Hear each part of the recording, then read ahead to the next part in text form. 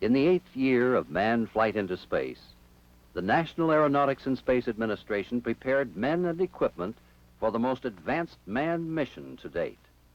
Apollo 8, NASA's 17th manned space flight, took 3 American astronauts on a far-reaching half-million-mile journey into orbit around the moon and back to Earth. The historic 6-day, 3-hour mission of Apollo 8 demonstrated the performance of many activities required for the success of future manned flights, including landing men on the moon and returning them safely to Earth. The performance of the Apollo Saturn V, America's most powerful space vehicle, was again demonstrated on this mission. The 3-stage Saturn V launch vehicle had been qualified for the Apollo 8 flight, its first manned mission, by 2 successful unmanned launches.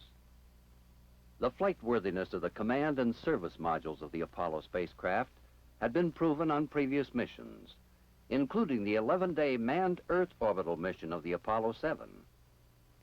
The ability of man to function normally, to perform specific activities, and to navigate the Apollo spacecraft on a distant flight were demonstrated by the 3-man crew of Apollo 8.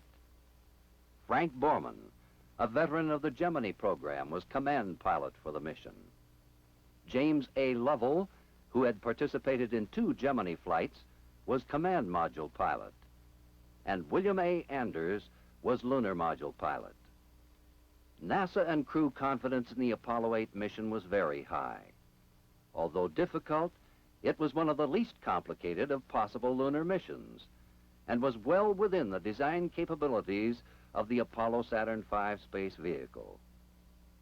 The mission also contained several commit points, at which times mission control and the astronaut crew had options to proceed with the planned mission or, if necessary, switch to an alternate mission plan.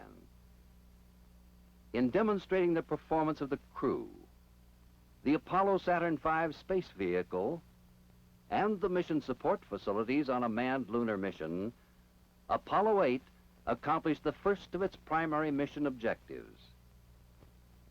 The second primary objective was concerned with planned activities performed during the mission, including translunar injection, command service module navigation, communications, and mid-course corrections, an assessment of fuel and other items consumed on the mission, and passive thermal control, that is, external temperature control of the command service modules in deep space. The 28-hour final countdown for Apollo 8 was begun on the night of December 19th by the Manned Launch Operations Team at Kennedy Space Center. The launch date for Apollo 8, set in November, was maintained throughout the rigorous checkout and countdown of the complex Apollo Saturn V space vehicle. In the early morning hours of December 21st, the 3-man crew of Apollo 8 boarded the NASA transfer van and began their journey to the launch pad at Complex 39. They arrived at the base of the pad about 3 hours before liftoff. Elevators carried the crew to the 320-foot level of the launch tower, from where they crossed the Apollo access arm and entered the White Room. With monitors in the Launch Control Center indicating all spacecraft and launch vehicle systems functioning normally, the astronauts entered the spacecraft.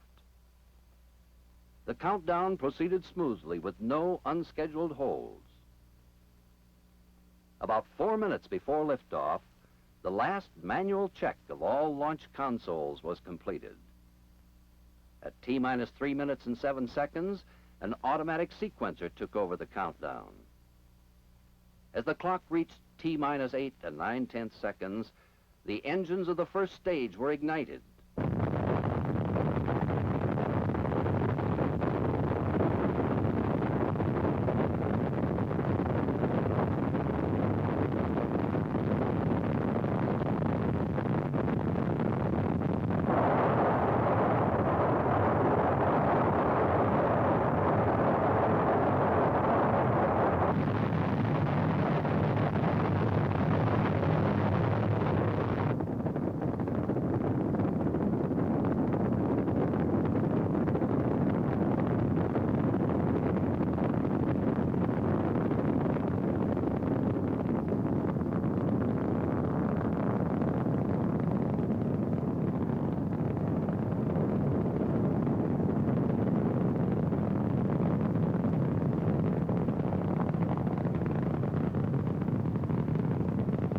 6-million-pound Apollo Saturn space vehicle slowly rose from its launch pad and then climbed into space at an accelerating speed. Liftoff of Apollo 8 was recorded at 7:51 a.m. Eastern Standard Time, precisely on schedule. The launch azimuth was exactly 72 degrees. Apollo 6 program. Roger. How do you hear, Houston? Loud and clear. Mark, mode 1 Bravo, Apollo 8. Mode 1B. Apollo 8, you're looking good. Roger. At an altitude of 36 miles, the center engine of the first stage shut down. 28 seconds later, the 4 outside engines shut down, and separation of the stages took place.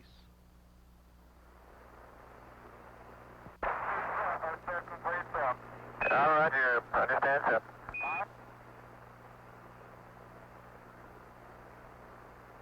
Houston, how do you read Apollo 8? We hear you loud and clear, Apollo 8. Okay, the first stage was very smooth, and this one is smoother. Understand. Smoother and smoother. Looks good here.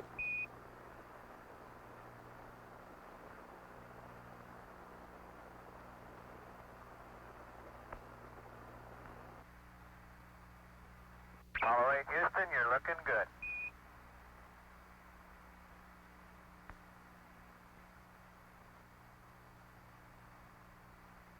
Apollo 8, Houston, trajectory and guidance look good, over. Roger, Apollo 8, good here.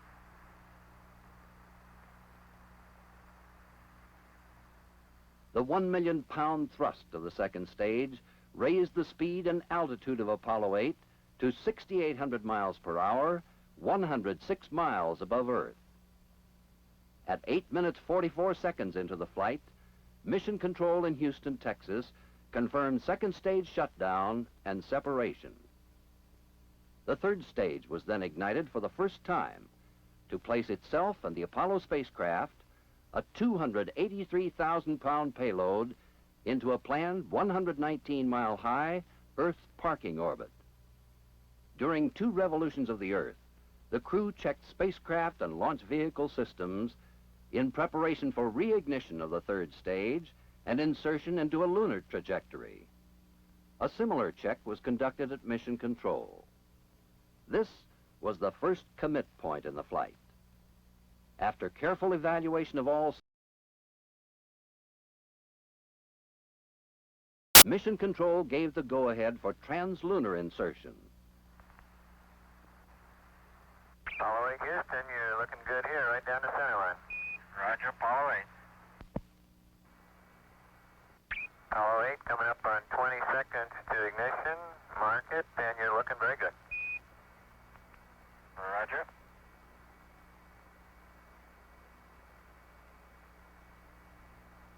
Ignition. Roger, ignition. The third stage engine was reignited at 2 hours, 50 minutes, and 36 seconds into the flight. The engine burned for 5 minutes and 19 seconds, raising Apollo 8's speed to a velocity of 24,200 miles per hour, thrusting Apollo from Earth orbit toward the moon. For the first time, man had left his home planet to begin a translunar flight through space. The third stage had performed its function perfectly, and 20 minutes after translunar insertion, spacecraft separation occurred. Following a short period of station keeping, the spacecraft moved away in preparation for third stage fuel dump. The remaining liquid oxygen in the third stage was then released, which increased the velocity of the stage on a new trajectory.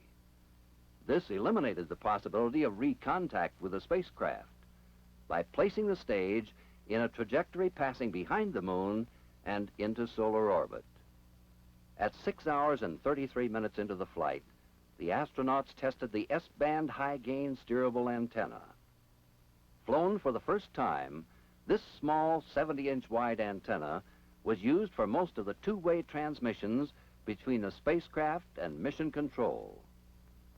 The small antenna performed better than predicted. In contrast, At 3 points on Earth, huge 85-foot antenna stations were used for all telemetry, voice communications, and TV transmissions up to lunar distances. Passive thermal control of the spacecraft was then initiated and maintained throughout the mission except during periods of navigation sightings, photography, and television transmissions.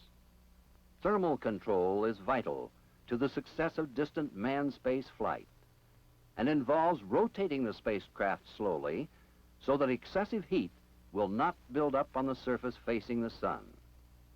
A short time later, the crew removed their pressure suits.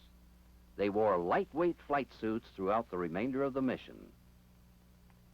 The first mid-course correction maneuver was initiated at 11 hours. A 2.4-second burn of the service propulsion engine increased the spacecraft velocity by 24.5 feet per second. The resulting trajectory was so accurate that the planned second and third maneuvers were not required.